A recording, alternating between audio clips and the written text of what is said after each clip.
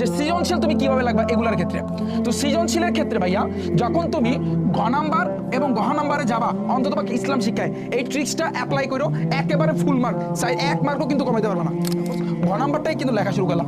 তো ঘ নাম্বার উদ্দীপকের সাথে আমরা লিখবো। ওকে, তো লেখার পরে তুমি মাঝখানে একটা যদি তোমার কোরআন শরীফের মহান আল্লাহ রাব্বুল আলামিন যা বলছে, সূরাটা তো তোমার মনে থাকবে না, বাট অর্থটা মনে থাকলে তুমি লিখবা আল্লাহ তাআলা বলেন, এবার সুন্দরভাবে লিখে দেবা।